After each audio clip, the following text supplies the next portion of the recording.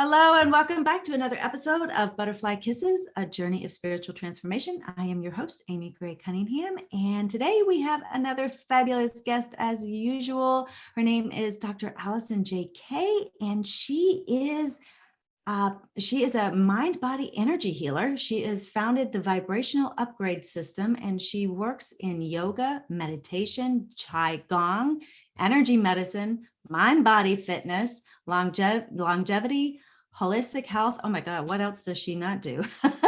And she specializes in the chakra system.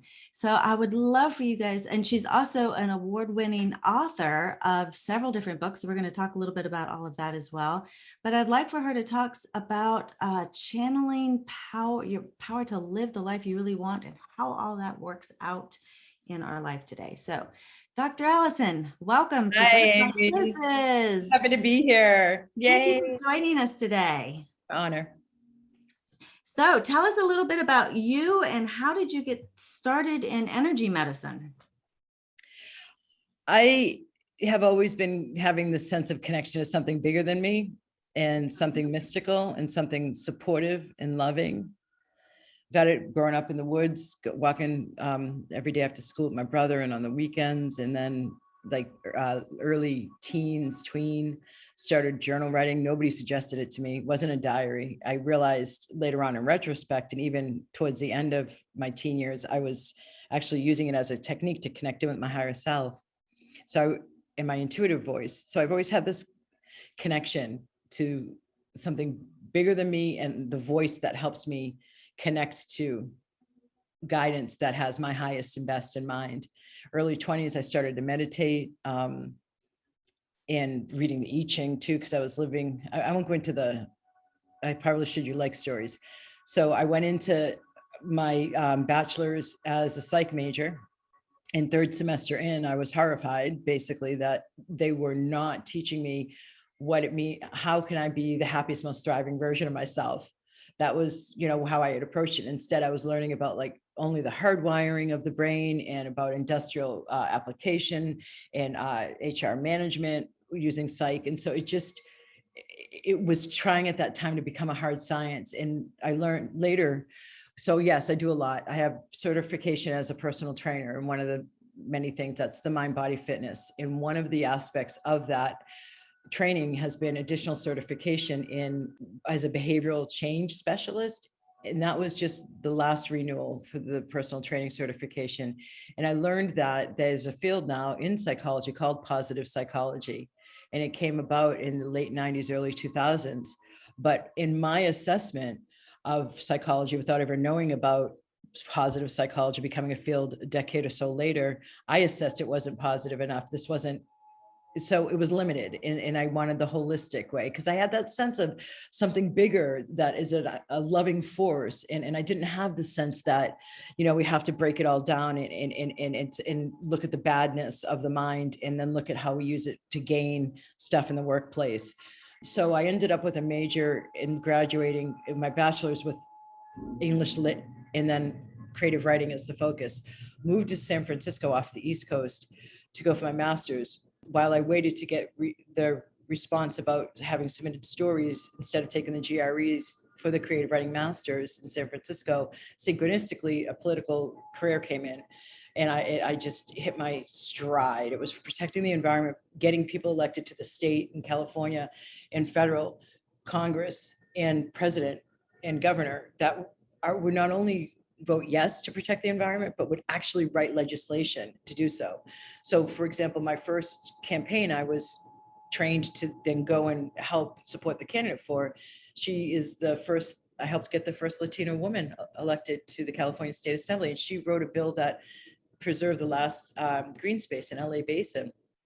So I was having a lot of success because it was something I really was passionate about, and that caused stress. So I was walking through a bookstore, book dropped off the shelf, on meditation at my feet. So that's how I began to meditate. So Funny how those things happen, right? I know. So I've been really just letting my path show me, but while looking at the holistic and the mystical model the whole time, because like in Taiwan, in San Francisco, I was going to the Chinatown there. I picked up the I Ching, learned how to read the I Ching. I was also starting to do work with the Native American medicine wheel communities.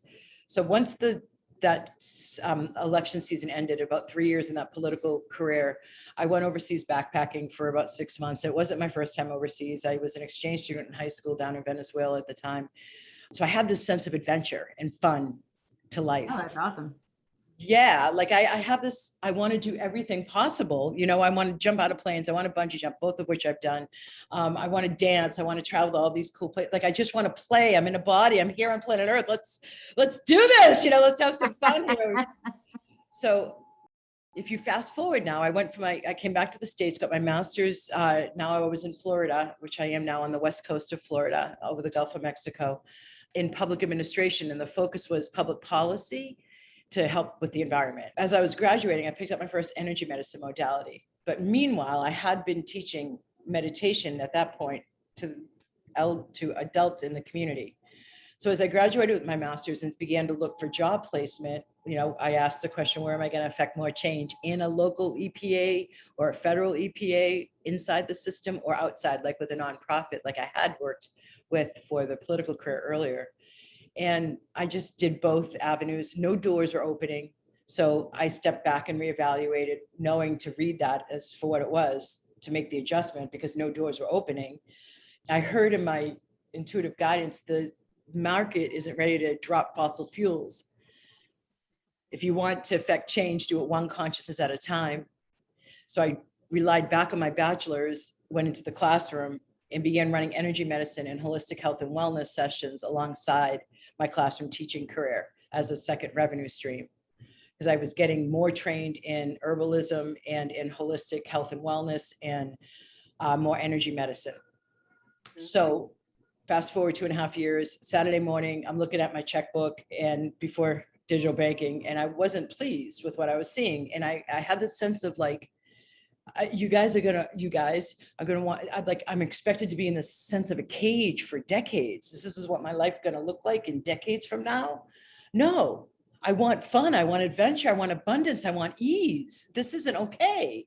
How does it get any better than this? And around that same time, it could have even been that same Saturday, I was running an energy medicine session for a woman who was my neighbor. And she was like in number 3 or 4 of a package of 10 sessions. We were both really stoked about the results she was getting, really pleased. And so I looked up, my hands were over her womb area, her belly. And I was like, okay, how can I get even more robust results for my clients? And so these two things coalesced, and a colleague within a month's time came in with another synchronicity and turned me on to the international school system. I did what I had to do, went where I had to go, interviewed all over the world in this hotel that had the convention that weekend with the department heads from all around the world's international schools, and all the candidates from around the world met.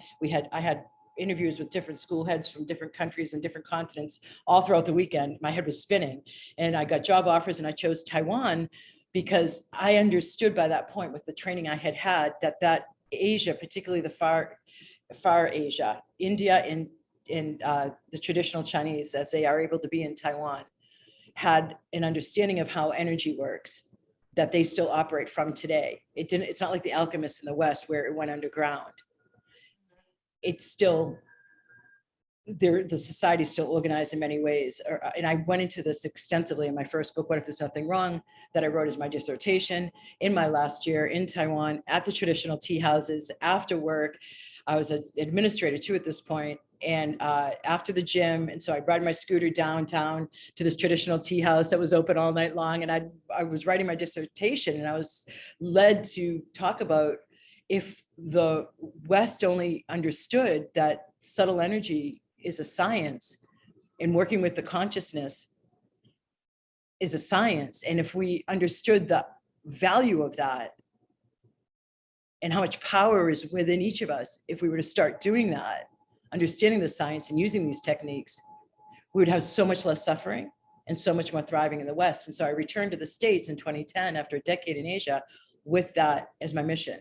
Dropped the classroom teaching and administration, and have taken the energy medicine in mindfulness coaching full-time, creating the vibrational upgrade system eventually, which is half my background in, because I went to India too and got my yoga teacher training and certification, got trained in Qigong. Like I would study on the weekends, I'd go to monasteries, I'd ask questions, I'd every weekend get traditional Tuina or other reflexology, Chinese traditional holistic treatments, ask tons of questions, and pieced together between that and the yoga teacher training what I understand in creative vibrational upgrade system. That's half my yogic meditation background and then in half my energy medicine background. That actually speeds up the results for my clients. So I see them getting faster results than I did now. So the second part of my mission is to professionalize the field of energy medicine. So that's it in a nutshell. You brought up something about consciousness. Can you explain to the listeners exactly what you feel consciousness is? Well, there's different levels to it. So because of my psych background, Amy and listeners, I ended up being asked to teach a psych course that I created when I was teaching high school at the international school that I was in. So these guys were students who were raised in the States. Their parents were Taiwanese going over there for grad school or job placement. And so they would sometimes come back at grade 2, sometimes they come back at grade 10. I was teaching in English. These kids were all going back to the States to Ivy Leagues. So I created an elective that the admin asked me to, half using the Dalai Lama's understanding of the mind and consciousness, and half using Intro 101 to Psych textbook from the West. And then I was asked to teach AP Psych after that later for a couple of years. So my response to consciousness is very integrated. What to your question, what is consciousness? There's different levels to it.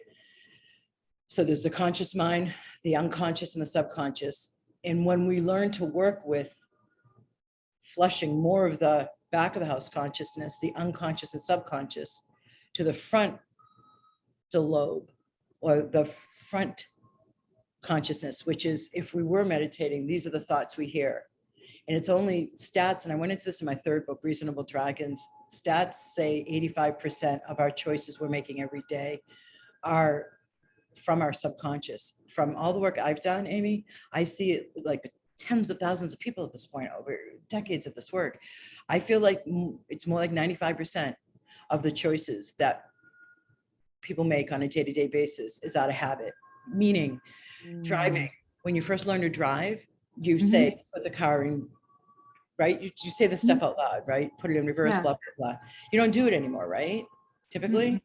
Yeah. So it's lodged in the subconscious once you learn it. And so it's not just like trauma that goes into the subconscious. It's stuff that we don't need to have conscious access to anymore. But also in the subconscious is like impressions from our parents growing up, our conditioning, karma, unconscious conclusions. Like if our older sister got a lot of loving attention from our mother, and we wanted that too as a child from ages 2 to 8. And we're asking, as we all are, as our neurology is forming, how do I do this thing on planet Earth called life? And we see our older sister get this loving attention from our mom, and we want that same yummy feeling. We will ask is with this childlike logic, because when I cleared this block, I can see the childlike logic. It's so sweet. The little girl would conclude, okay, so what does she do to get that feeling from mom?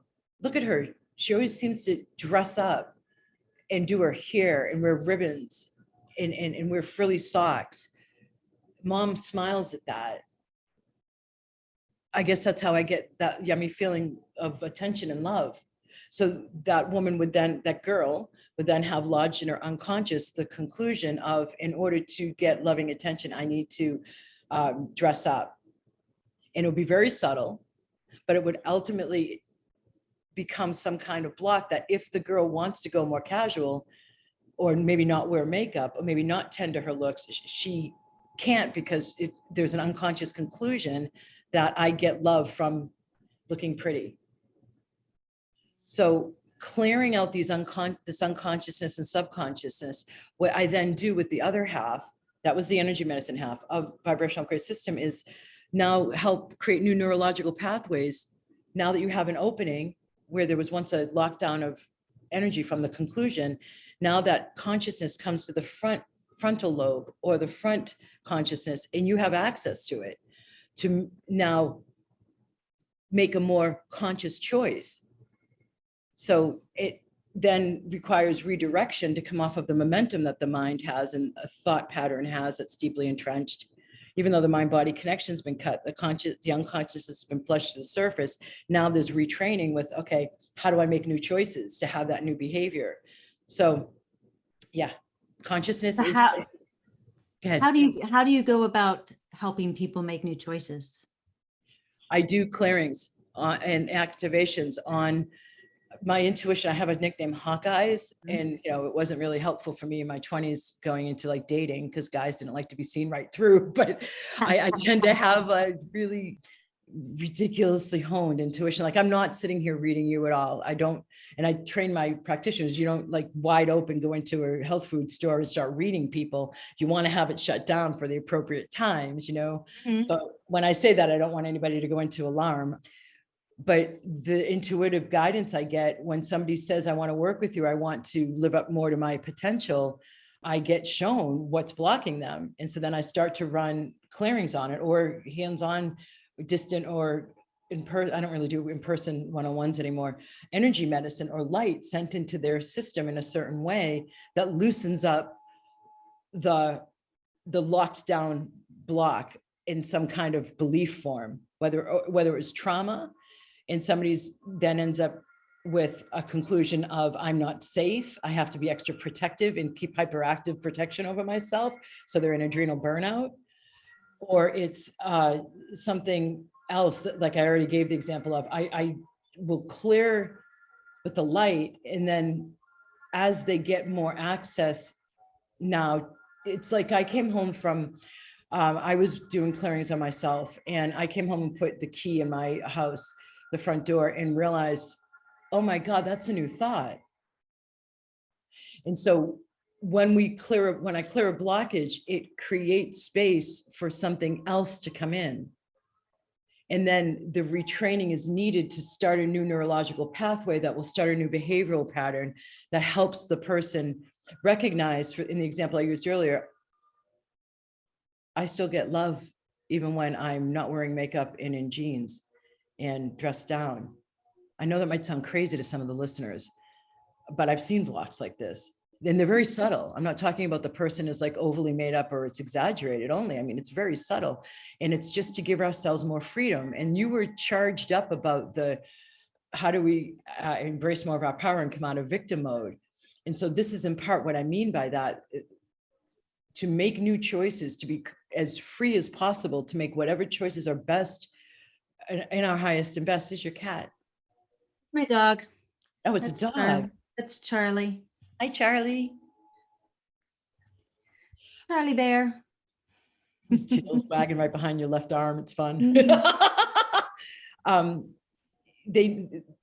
The access to new consciousness because of the new space created is the way that I help guide people into seeing another choice as possible. When I am talking to somebody, coaching, building up into doing a clearing and activation, they can't hear me. They go unconscious. I had just had it happen in a one-on-one yesterday. I was asking the woman a question and she couldn't get to the answer because the question had catalyzed where she had blockage. So then I ran clearing an activation, and now I can talk to her about it, and she sees how her ego mind had been thinking, and sees now that there's new choices available. And so then I come in with more clearings and activations to reinforce whatever the new choices are. Like if it's courage to choose more of what you want, if it's whatever, it's just, there's more clearings and activations to make it easier to start making the same choice in that new positive direction. Do you think some of these blockages could come from past lives? Yes, absolutely. Doing it all day, every day. Yeah. Because past life, we're continually living that karmic patterns from past lives, even now. You might like this. One of the cool things that I came away from the decade in Asia with was the understanding that the distance between one incarnation and the next incarnation that we perceive in the West, it seems to be not there for the Asians. Like it's seen as much more seamless, like out of the body, one life, into the body, the next life. And so karma is assumed. There's been studies too, when in the West, when doctors diagnose somebody, not diagnose, they have a diagnosis, they can't heal it. He learns hypnotherapy, he puts them in hypnosis. They go into another accent that isn't this lifetime. They're Irish. When the regression is occurring and they're describing a place and a business their family had, the family name. Doctor has staff go check that data. Data turns out to be, yes, this existed in this town. There was a family this name. They did have this business. And then there's pictures. And if you look at pictures of somebody from a previous lifetime and who they're in this lifetime, there's a symmetry. The symmetry is much the same. Birthmarks can carry over from one lifetime to the next. Talents and passions in childhood, in early childhood, really vivid passions and talents that are like almost inexplicable where they came from, that's a carryover from previous lifetime. It is cool, isn't it? That's crazy. Yeah. Have you ever had a client or met someone that you haven't been able to clear because they are just so, because we all have free will and they just continue to create the same patterns over and over again, and they just are not willing to let go of whatever blockage they're holding on to? Great question. It really is, because I'm at an interesting point myself right now with that, because I'm pretty stubborn on behalf of the light. And I really, my arms go up in the air. I celebrate when I know I've gotten another person free, and they've now dropped much more into the heart and higher self-led, and the ego mind does no longer have the dominion over this person's mind, body, spirit system. So there's been a couple of people who have had really stubborn ego minds, a lot of resistance, a lot of trauma. And I mean, it's a very tender process, because the ego mind can show up with self-sabotaging behaviors that can be completely rationalized. Mm-hmm. And to be able to navigate that on behalf of my clients and help them see the self-sabotaged, engaged, requires patience, diligence, and me going in where other practitioners don't, frankly, and where I don't have to. But I am so committed to this work. And I am so, like, when somebody commits and they invest in themselves through working with me at a higher level, I'm invested right there with them. And I'm committed to, I know these times are in 2012 to 2032 are humanity's greatest evolutionary leap. We've just seen a decade of cleansing the shadow out of the earth, out of each of us, out of the institutions globally. We're only just barely turning the corner now to the second half between 2012 and 2032, where we're just beginning to start to construct these new organizations and societal organizing globally, reassembling after a lot of the clearing and purgings happening. The COVID and the war could be considered a part of the healing response of what's been clearing. Why am I saying this? Because these are the most intense yet auspicious times between 2012 and 2032. And a key to that is stepping up into more of your empowerment. So wherever you have seen or felt as a victim, whether it's because of your color, your race, your creed, your gender, your socioeconomic status, to me, these are all old terms I used when I was going for my master's and I was in politics.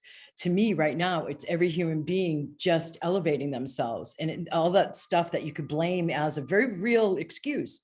Again, ego mind rationalizing for the victimization, very real socioeconomic disparities, but nonetheless, not allowing anything outside of us or storylines inside of us to make us feel a victim to anything. And that we have to step into our empowerment as this free will co-creator and recognize how we are, in fact, with our every thought and choice, creating what's showing up on the external plane. It's not the inverse. In traditional Chinese medicine, they have a saying, where qi goes, blood follows. And I add on to that, where our consciousness goes, the energy then follows, and then the qi, the blood or the physical matter, which quantum physics has confirmed too. And it rocked the halls of orthodox science for over 100 years. So by recognizing this, our choices are what creates the internal into the physical. This is the interaction. It's like the bridge between invisible, subtle energy realm and physical realm. And so if we get clearing, another clearing, that's going to accumulate into a more physicalized shift. But every single shift in our consciousness matters. Every clearing, every opening we get matters, because then it opens up the opportunity to make a new choice and start a new pathway as we construct our new paradigm together. You think that I've not ever given up on anybody, but there has been somebody who months later, I'm sorry, I just wanted to ultimately answer your question for God's sakes, which I never did. So what I was getting towards was that I've never given up on anybody, because I'm really committed to the light. I understand the greatest picture from this person, the individual, out to the greatest picture of what we're up to right now, what I'm up to with this work. So I don't tend to give up on people, but I have started to take it easier on myself, and am not necessarily going in and wrestling with the person's ego mind on their behalf for them as much as I once did. And I'm giving them more responsibility to give myself a rest, and to be kinder to myself. That's good. I agree. You can lead a horse to water, you can't make him drink necessarily. Even with all the tools, even with all the tools on self-sabotage, they can be committed to their suffering. And in fact, a couple of years ago, about 4 or 5, I started saying, if you're addicted to the suffering paradigm, I'm not the right mentor for you. Yeah. Because I'm not even using energy medicine necessarily aiming to heal. Like, I used to work with tumors and cancer and chronic pain and blah, blah, blah. Nowadays, I'm using it, and it has been this way for quite a few years, to reach our human potential, our greatest potential. You know, so I'm not even using it. I don't tend to call myself a healer, even though, you know, it's the way people understand. And so I use it sometimes. But yeah, what were you going to ask? I was going to ask you if you thought that we were our thoughts. No, that's absolutely no. I remember when I lived in San Francisco and I saw a bumper sticker in on a car in Berkeley, and it said, "You are not your thoughts." And I was like, yes, because I was at a certain stage of my meditation. And then I saw another bumper sticker that said later on, like, I don't know, within a year, 6 months, question your thoughts. And I was like, yes, like, you know, I was like building the understanding. So I know that one of the key things that I feel like when I am on podcast interviews and it's more required for me to give like quick tips for people to walk away from listening with, as opposed to the understanding of, this is actually a process, and it's not, you know, it's a process. I wish there were a quick fix, but there isn't. So when I say question your thoughts, when I say you hear a thought, so first, if you even observe your thoughts enough during your daily life to hear a thought, that's great. Now you have a bit of detachment from the ego mind, which is what it's called in Buddhism. But then well, what if that's not even true? What if there's nothing wrong? How does it get any better than this? What else is possible? That's a very constructive redirect. And the questions invite the universe to fill in the vacuum. Okay, this is what else is possible. Okay, this is how it gets any better than this. Okay, what would it look like if nothing was actually wrong here? You know, so it's cognitive behavioral therapy, as you call it in the West, but it's also Tibetan. Like, when I went to visit the monasteries, there were more classrooms than there were meditation halls. I was shocked. I was like, why? And they said, because there's so much debate going on about how to work with the mind based on the sutras. So yeah, I feel like what you may be also asking though is that there's a textural or tonal difference between our thinking ego mind and our higher self. And the higher self is more like a feather, a floater, like a parachute, whereas the ego mind's mechanistic thinking is more a sense of, it came from inside the head and it got processed upon. So the guidance that comes in really quietly, we could ignore and then have a much more difficult time in our lives, or we could listen to, but we're still not even that thought necessarily. Yeah. That you answered that perfectly. That's exactly what I was looking for.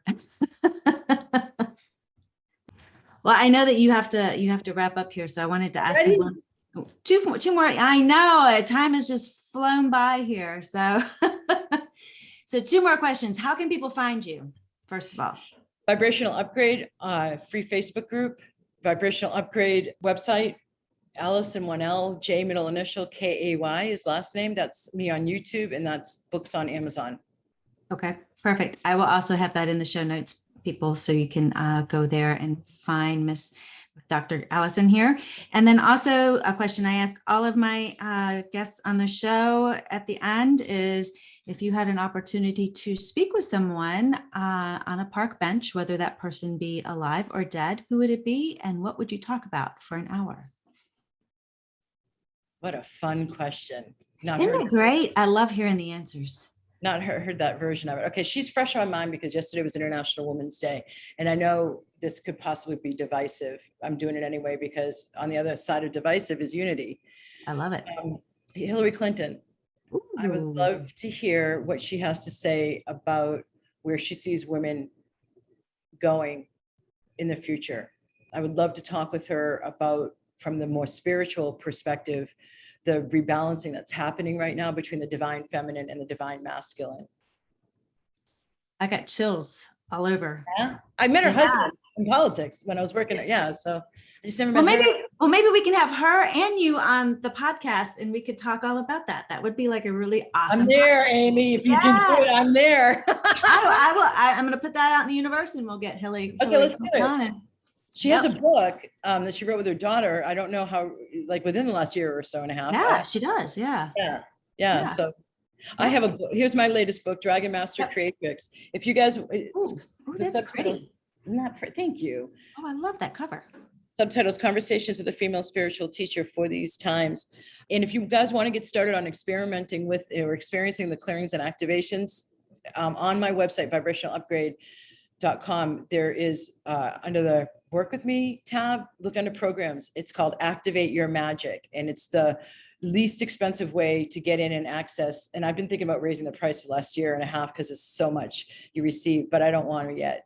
It's the least expensive way to receive the most bounty of work from me. That really will help you more than just get your big toe in the water. Awesome. But not too committed. It's the good non-committal commitment. Well, Dr. Alison, thank you so much for joining us today. And I loved hearing your story and all about energy work. And this is fabulous. So thank you. Amy, you hold a great space. It's been lovely being with you. You asked such great questions and I enjoyed it. Thank you. Thank you. I appreciate you. I appreciate you back. Have an awesome day. You too. Namaste, everyone. Thank you for joining me on another episode of Butterfly Kisses, a journey of spiritual transformation. If you like what you've heard, please subscribe by hitting the subscribe button. This way you won't miss it when a new episode is released. Also, if you're interested in learning more about Akashic Record readings, you can schedule a free 15-minute consultation with me by visiting my website at amygray-cunningham.com. Again, thank you, and remember, always spread your gorgeous wings, my friend, and fly. Until next time, see ya.